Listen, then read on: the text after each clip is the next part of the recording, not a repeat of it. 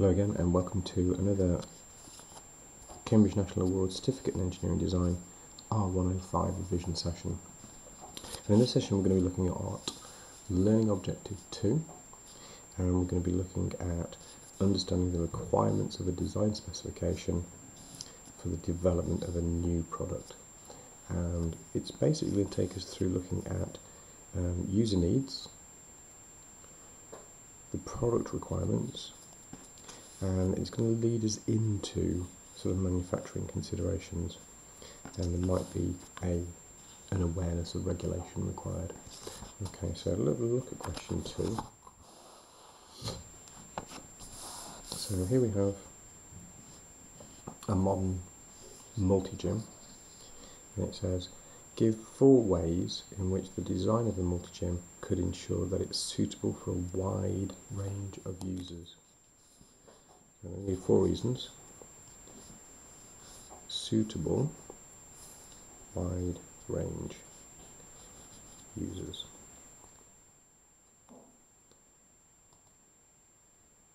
So, in effect, the examiner is looking to see if you understand the user needs for a wide range of people: the aesthetics, ergonomics, anthropometrics, benefits and features, and product safety. So some aspect of these would be required in this answer. Let's have a look at the anthropometrics and the ergonomics briefly. So lots of people are going to be using this gym. So anthropometrics is the measuring. Anthro, we talked about this in video 1, anthro from studying humans, metrics from measuring. And you're going to get a group of people who are sort of in the average, if you will, and you're going to get people on the outliers who are extremely tall or extremely tall, small. So actually it's a noisy day here today, so there's going to be a little bit of background noise. So we have small and tall, and most people sort of falling into this category, and we tend to be designing for about 95%. So that range of users. And the way to do that, obviously, is to make things adjustable. So we're thinking about how you can fit in the widest range of individuals. A student yesterday, or sorry, on Friday, they were talking about this, and they said one of the things we need to think about is other types of people, not your sort of typical users. And they were suggesting that how would you get a wheelchair in here? So they were thinking about wheelchair users, and there's this great idea of sort of looking at this situation of a wheelchair sitting in here somehow. So again, that was a really good way of thinking about every type of person and not excluding everybody, or sorry, not excluding anybody. And this is important for any product. You know, any product where there's a range of different users could be using the product, then you need some sort of adjustability perhaps.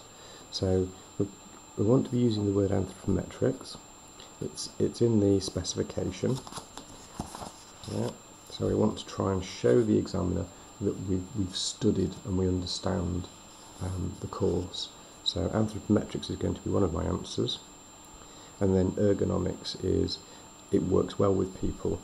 So definitely looking for ergonomics as another response. And I think product safety is definitely one. You know, using it as a safe product.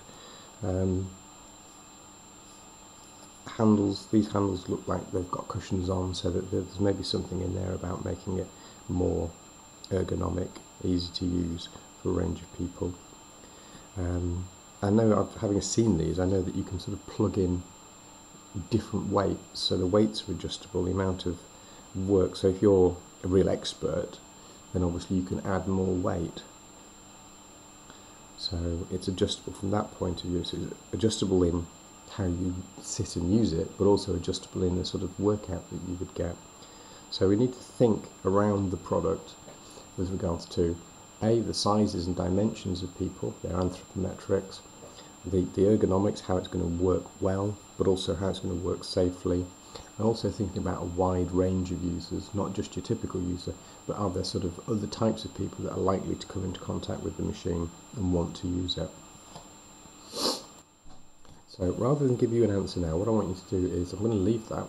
I'm going to say, look, go away and see if you can think of 4 reasons, and then at the end of the video we'll come back and we'll pop in 4 different reasons and see how you do.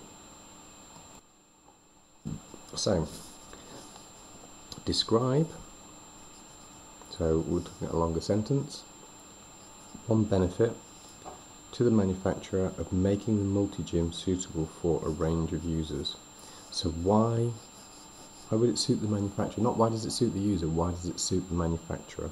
What do you think would be a good reason for having more than one type of person able to use the design? So have a little think about that for a second. So, and here again, it's about using the right sort of language. There isn't a right or wrong answer in design. This exam's not like doing maths where you sort of 1 + 1 is equal to 2. It's about being able to describe scenarios and situations. So it's very important that you try and use the language that the specification is written in for the learning objectives. So try and get into the habit of using this sort of language, target audience, features, function, performance, target group, intended users. So we've got target audience, intended users, wide range. Well, if they've got a wider range, they're going to sell more. It could be more popular. It could be better than the competition. Competitors.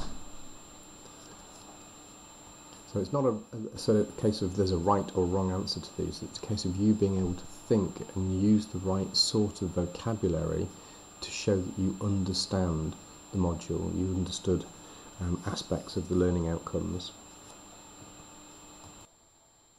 And again, you can see here because the paper isn't sort of right or wrong, yes, no answers, there's an overlap between the learning objectives. So although we're talking about aspects of learning objective 2, here we're looking at objective 1 again.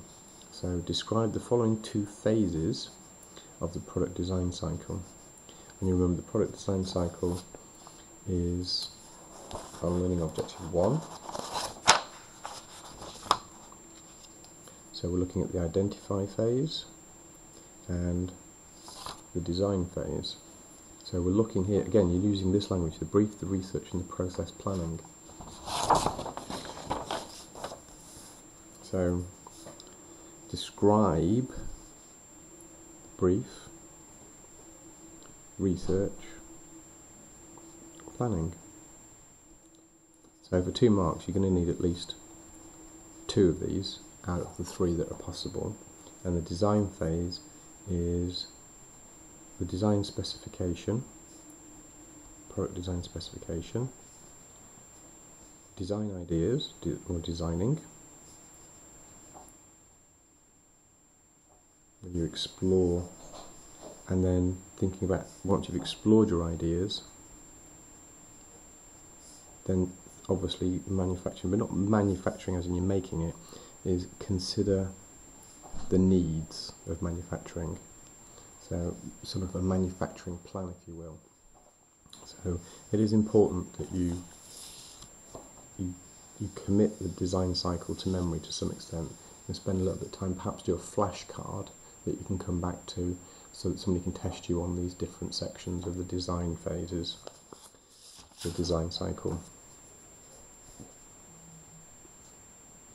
So, hopefully you've had time to think about this section here. So what ideas did you come up with? So, anthropometrics, different people, different sizes, adjustable, Seat height might be one.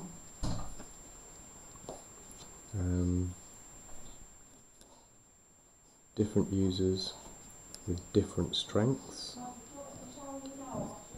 So you go for adjustable weights.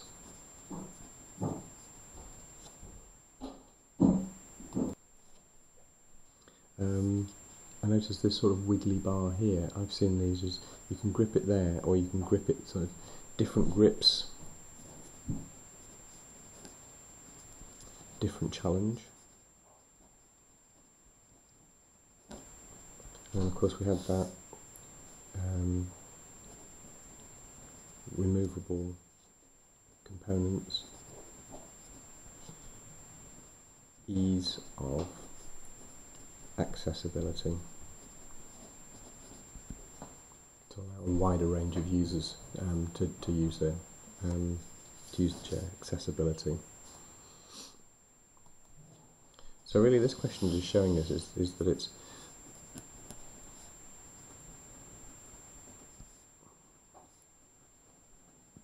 not so much right or wrong, it's about